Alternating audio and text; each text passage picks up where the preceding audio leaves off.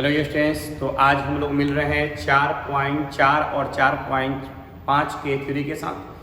Theorem number 1, theorem number 2 हमने आपको बता दिया है, जिसमें 2 इंटू 2 और 3 इंटू 3 का हमने सिखाया है किस तरह से उसका इन्वर्स निकालते हैं। तो आज के सेशन में हम लोग सीखेंगे कि कुछ ऐसे रूल हैं, उस रूल के बारे में। तो नोट नंबर 1 क्या है? नोट नंबर 1 इसके बारे में हम लोग जाने कि नोट नंबर 1 क्या है। तो नोट नंबर ये 1 कहता है, इसको हम 3 चैप्टर में भी पढ़ चुके हैं कि ए हो या ए का इन्वर्स हो, ए इंटू ए का इन्वर्स, या ए का इन्वर्स इंटू ए हो जाए, या आपका क्या हो जाए, आई हो जाए। तीनों का वैल्यू इक्वल होता है तो प्रूव करने के लिए आएगा कि A into A inverse into A equal to I prove करके दिखाएं। तो ये आपका शॉर्ट क्वेश्चन में होगा, या तो आपके ऑब्जेक्टिव में आएगा कि ए इंटू ए इन्वर्स या ए इन्वर्स इंटू ए किसके इक्वल होता है, तो ये वैल्यू आई के इक्वल होता है। चलिए नोट नंबर 2। तो नोट नंबर 2 क्या है मेरा? तो नोट नंबर 2 कहता है कि ए इंटू बी का अगर तुम इन्वर्स निकालते हो, क्या निकालते हो? ए इंटू बी का इन्वर्स। तो इसका जो वैल्यू है ना, वो बी का इन्वर्स इंटू ए के इन्वर्स के इक्वल होगा। ए इंटू बी का तुम इन्वर्स निकालते हो तो इसका जो वैल्यू आएगा वो B inverse into A inverse के इक्वल आएगा। चलिए note number C, third number note number क्या कहता है कि A into A D J ए मतलब एडजॉइंट ऑफ ए सखंडज। तो A into A D J ए या ए डी जे ए सखंडज इंटू ए जो होगा वो किसके इक्वल होगा? तो वैल्यू ऑफ ए इंटू आई के इक्वल होगा। यह आपका नोट नंबर 3 है कि A into A D J A into A या value of A into I, यह आपस में सभी क्या होंगे? इक्वल होंगे। क्वेश्चन जब हम बनवाएंगे 4.4 और 4.5 का, तो ये सारा का सारा प्रूफ हम आपके साथ करवाते चलेंगे। यहाँ आपको यह याद करते रहना है कि किस तरह से काम करेगा ऑब्जेक्टिव में आते हैं। डी नंबर क्या कहता है? तो डी नंबर कहता है आपका कि तो A into A D J into A into value of A into I.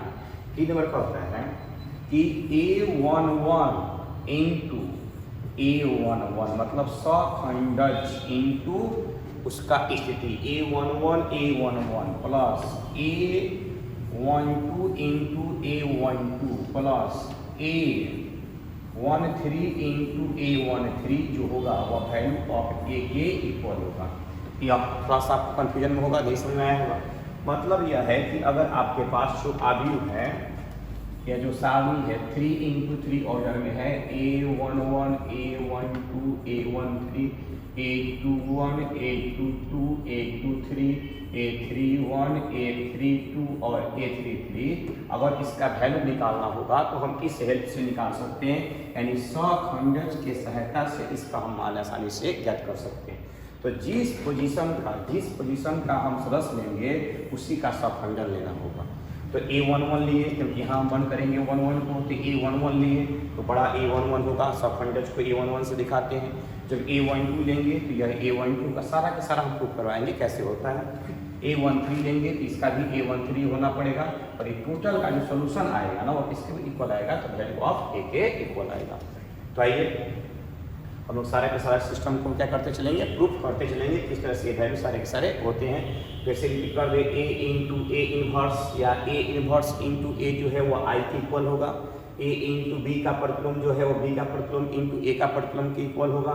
A into adjoint of A into A equal to value of A into I. Adjoint of A का मतलब सखंडज,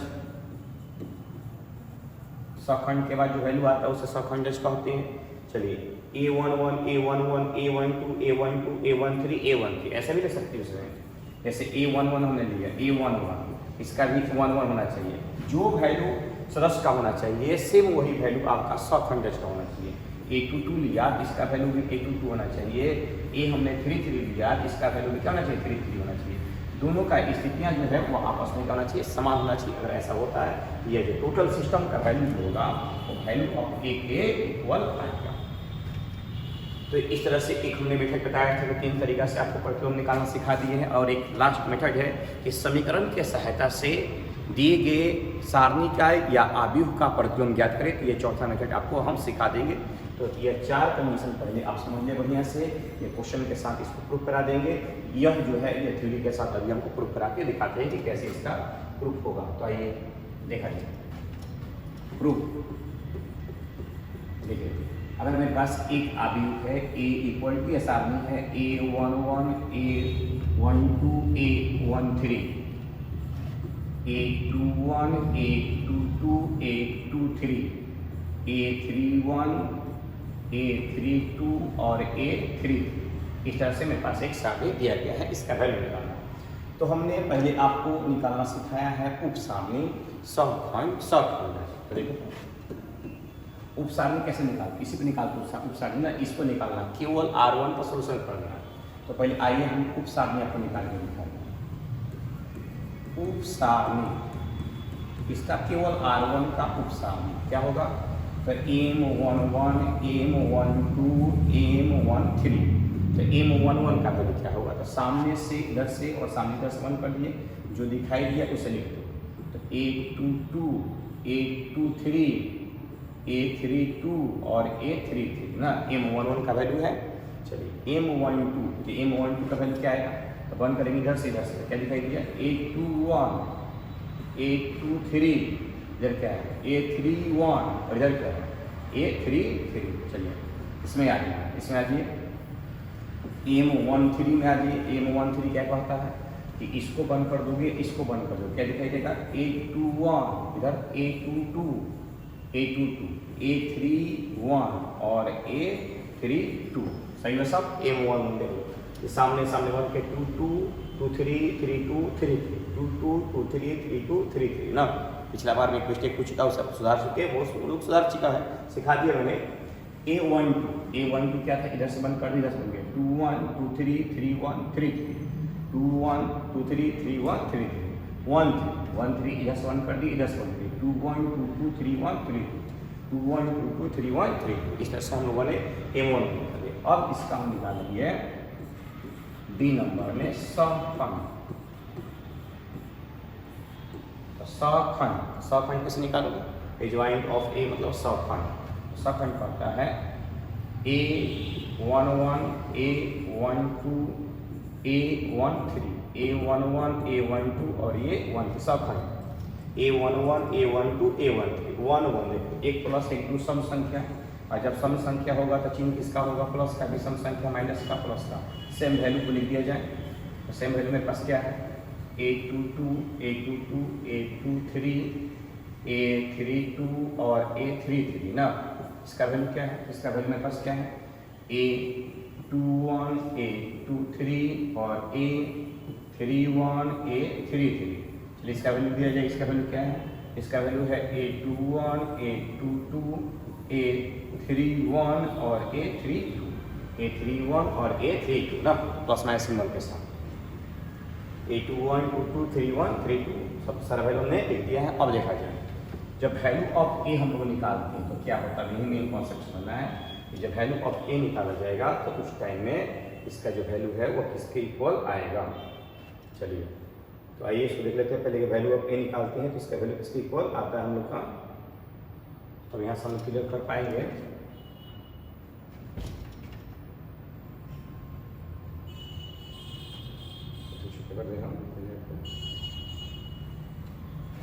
value of A निकालना होगा हमने। चलिए value of A निकालते हैं, तब देखिए वैल्यू ऑफ A निकालते, तो वैल्यू ऑफ A इक्वल मिलाया जाए A11, फिर A11 सामने सामने 1 कर दिए गए, इसको भी और इसको भी। क्या दिखा, जो दिखा इसे लिख दो। A22 दिखा हमें, A23 दिखा हमें 23 और एक क्या दिखा A32 दिखा हमें और A33 दिखा ना। A11 को 1 किया, वैल्यू दिखा। अब क्या दिखाएंगे, तो अब दिखाएंगे माइनस प्लस प्लस माइनस और प्लस। अब किस पर A12 पर, A12 पर देखो क्या क्या लिखा है, सामने सामने हमने बंद कर दिया, सामने सामने बंद कर दिया। तो A21 दिखाई दिया, A23 दिखाई दिया, A31 दिखाई दिया और A33 दिखाई दिया ना। इसके साथ अब चलते किस पर, तो A13 पर, तो प्लस A13 पर, तो A13 पर देखो कौन दिखाई दिया, इसको बंद कर दिया यहाँ से, इसको बंद कर दिए यहाँ से, ये दिख रहा है ना, ये कौन कौन दिख रहा है मेरे को, तो A21 दिखाई दिया, A22 दिखाई दिया और कौन सा A31 दिखाई दिया और A32 दिखाई दिया। इस तरह से हमें वैल्यू सारे के सारे दिखाई दिए। अब चूंकि यह है कि जो हमने प्रूफ कराना सिखाया था वहाँ आ जाइए। तो value of A equal to, अब समझना जो कहेंगे बढ़िया से तो जगह क्लियर हो पाएगा। A11 ये सदस्य है, A11 चलिए सखंडज या सखंड, तो सखंडज या सखंड यही नहीं आपके पास जो है ये वैल्यू, जब इसका गैस निकाल दिया सखंड में बदल जाएगा या सखंड के फॉर्म में।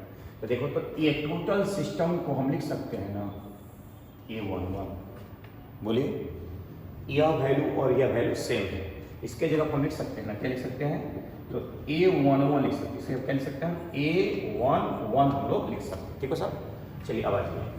अब यहाँ पर क्या मेरे पास है, यहाँ पर मेरे पास है माइनस में, माइनस कॉमन ले लो, माइनस इसके साथ अंदर लेके चले आओ, लेकिन इसका सिंबल लगेंगे प्लस में A12, तो माइनस में इसको जरूरत है स्टार्ट हो, क्यों, क्योंकि A12 का जो वैल्यू है वो किसके फॉर्म में, माइनस के फॉर्म में है।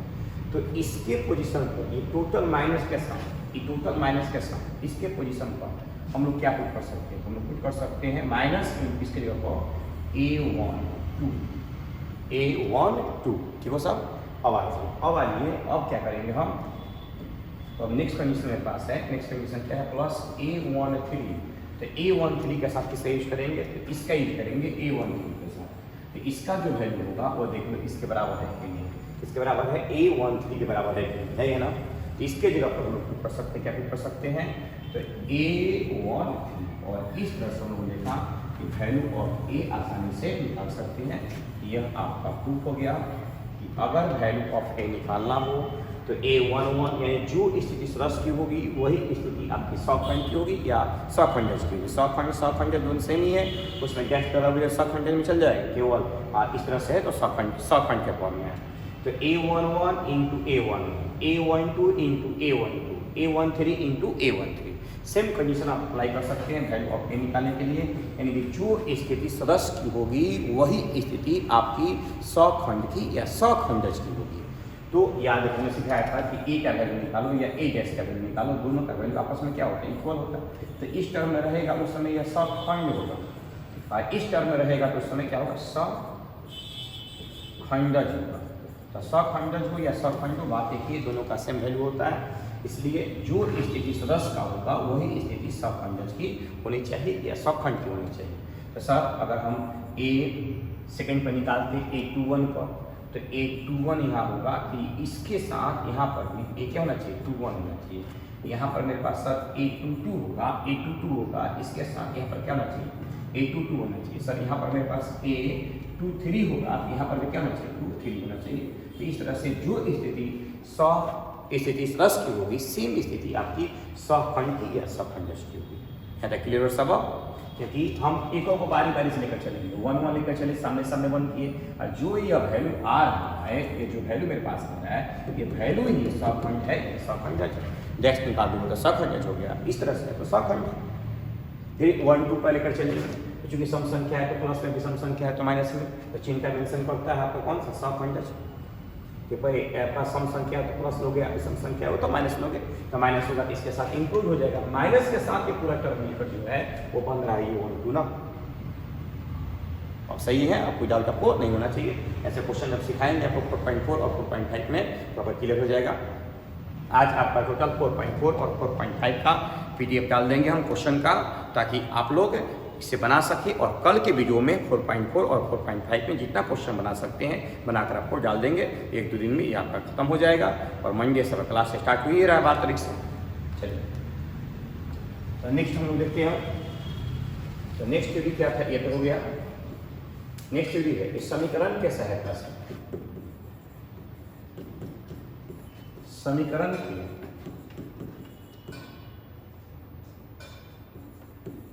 सहायता से प्रतिलोम, क्या चीज,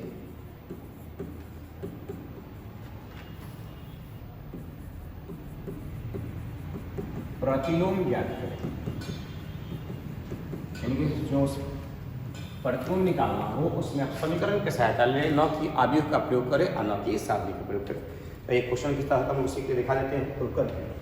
जैसे यह दिया है A, तो A इक्वल टू आपको दिया है कि 3, 1, -1 और 2, यह आपका एक क्वेश्चन है। और आपको दिया हुआ है कि a² - 5a + 7i = 0। तो बताइए इस समीकरण के सहायता से a का प्रतिलोम क्या होगा। इस समीकरण के सहायता से आप इसका प्रतिलोम ज्ञात करें। तो सबसे पहले इस तरह से क्वेश्चन होगा तो इसको कहेगा इसका वैल्यू जो होगा 0 के इक्वल दिखाएं। ये तो बहुत सिंपल आप कर सकते हो, a² निकाल लो, 5 में a से गुना करा दो, 7i का मतलब तुम्हें पता है 1, 0, 0 और 1। जिस कोटि का a अभी दिया रहेगा उसी कोटि का क्या होता है i होता है। तो i का मतलब 1, 0, 0 और 1 का हम क्या करेंगे प्रयोग करेंगे। यहाँ तो कोई समस्या आपको नहीं होना चाहिए। तो a² - 5a + 7i = 0 यह समीकरण दिया हुआ है और a का वैल्यू दिया हुआ है। कहेगा कि समीकरण के सहायता से प्रतिलोम निकालें।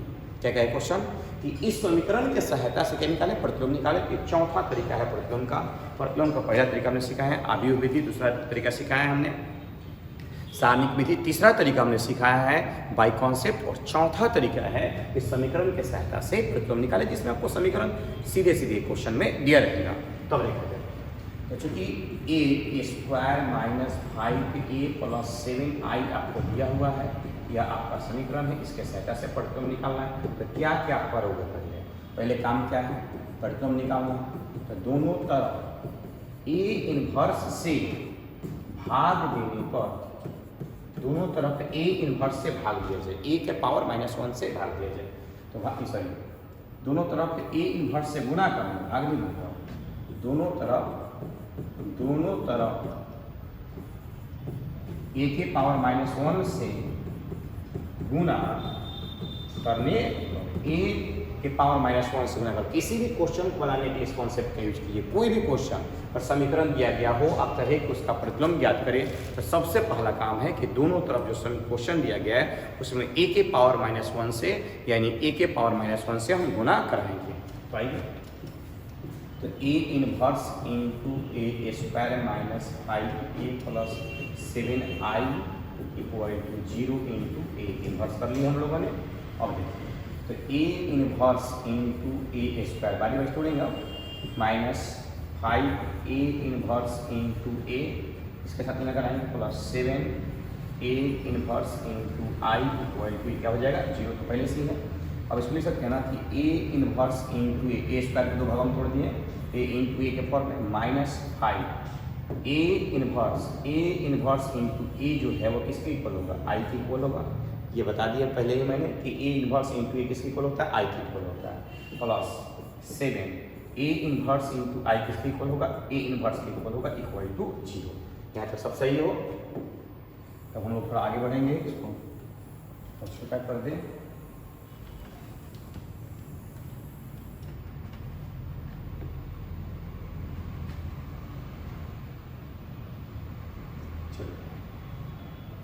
अब देखा जाए तो इसके बाद हम लोग आगे बढ़ते हैं।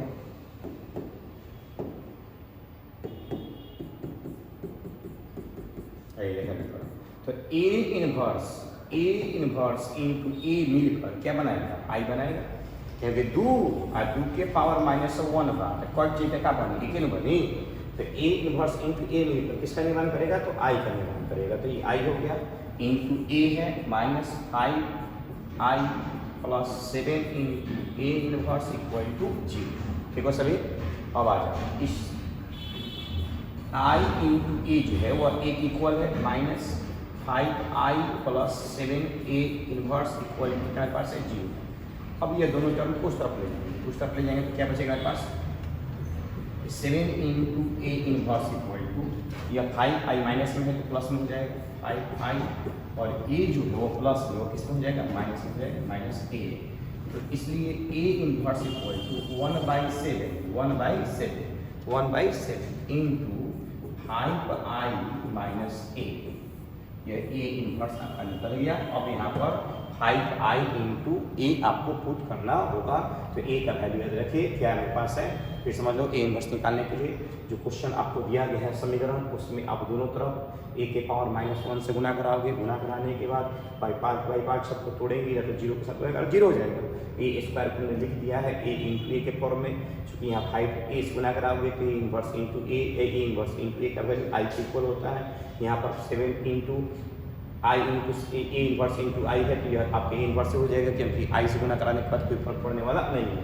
ए इनवर्स इंटू ए जो मिलकर बनेगा क्या बनेगा, तो ये दोनों मिलकर क्या बन गया, ये दोनों मिलकर आई बन गया। ये तो आई तुम्हारे पास आ गया इंटू ए है, ए इनवर्स इंटू ए बराबर यह आई हो गया, इधर क्या हो गया ए इनवर्स हो गया। तो आई इंटू ए मिलकर ए बना, -5i है प्लस 7 ए इनवर्स है बराबर कितना है 0 है। अब चूंकि हमें चाहिए कितना ए इनवर्स है, ये दोनों को उस तरफ ले जाओगे तो ये प्लस माइनस में था तो प्लस में, या प्लस में था तो किस में हो जाएगा माइनस में हो जाएगा। तो 5i माइनस ए हो गया और 7 जो इंटू में है वो कहाँ चला जाएगा 7 पाई में चला जाएगा। यहाँ तक सब सही हो। अब यहाँ पर हमें वैल्यू पुट करना पड़ेगा आई का और ए का और कैलकुलेशन करके चेक करना पड़ेगा कि सही है कि गलत है। तो आइए पहले हम ए का वैल्यू देखते हैं 3 1 -1 और 3 याद रखिएगा। नेक्स्ट पेज ले रहे हैं तो ए इक्वल मेरे पास वैल्यू है 3 1 3 3 1 3 1 -1 और 2 3 1 -1 और 2। चलिए ए इनवर्स का वैल्यू मेरे पास आया हुआ है 1/7 5i माइनस ए, 5i माइनस ए, ये ए इनवर्स का वैल्यू है। तो 1/7 5i का वैल्यू पुट करो 1001 इंटू ए का वैल्यू पुट कर दिया जाए। तो ए का वैल्यू मेरे पास क्या है, तो 3 1 -1 और 2। चलो तो 1/7 5 से क्या कर दो तो 5 0 0 और कितना है ये 5 है, -3 1 -1 और 2 है मेरे पास। अब इसका देखा जाए 1/7 इंटू यहाँ घटाएंगे तो क्या बचेगा, यहाँ बचेगा मेरे पास 2, यहाँ पर कितना बचेगा, यहाँ पर बचेगा मेरे पास -1, यहाँ पर क्या बचेगा, यहाँ बचेगा +1 और यहाँ पर क्या होगा, यहाँ पर वो घटेगा तो बचेगा 3। इसलिए ए इनवर्स इक्वल टू 2 -1 1 और 3, 2 -1 1 और 3। इसमें ये आपका ए इनवर्स फाइंड हुआ जो कि चौथा मेथड था। तो 4 तरीकों से हम लोगों ने क्या सीखा, किसी भी सारणी का या आव्यूह का प्रतिलोम निकालना सीखा। और एक वीडियो बनाएंगे उसमें 2 गुना 2 कोटि का और 3 गुना 3 कोटि का दोनों कोटियों का चर्चर मेथड से हम करना आपको सिखा देंगे। ये हम चेक कर लेते हैं डायरेक्टली जो मेरा बनाया हुआ है वो आंसर जो है वो सही है कि गलत है। तो आइए आंसर चेक करने के लिए हम क्या करते हैं, वैल्यू ऑफ ए शॉर्टकट जो कॉन्सेप्ट सिखाया है 3 दूनी का 6 minus minus plus A equal to 7 आ गया ना।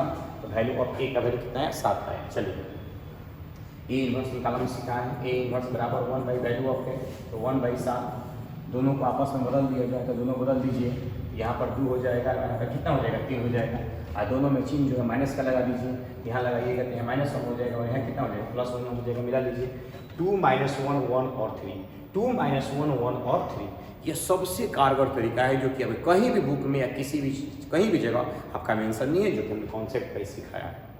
तुरंत आप किसी भी क्वेश्चन को आसानी से चेक कर सकते हो कि किसी क्वेश्चन को कैसे सॉल्व किया जाए। फिर से इसको मल्टीप्लाई करें 6 माइनस +1 6 + 1 = 7। ए इनवर्स निकालना सीखा है 1/वैल्यू ऑफ ए। इस डायगोनल को इस विकर्ण को हमने क्या कर दिया बदल दिया, तो 2 और 3 में ए दोनों में हमने क्या कर दिया माइनस का सिंबल लगा दिया। तो -1 और +1 क्योंकि पहले से माइनस है तो माइनस +1 हो गया। तो थोड़ा थोड़ा करके हम लोग पढ़ते चले, बहुत ज़्यादा पढ़ने की जरूरत नहीं है, बार बार यही कर रहे हूँ। रेगुलरिटी जो मेंटेन करेगा वो बेहतर कर जाएगा। एक दिन में 10 घंटा पढ़ने की जरूरत नहीं है, लेकिन 10 दिन में प्रतिदिन 1 घंटा पढ़ने की जरूरत है।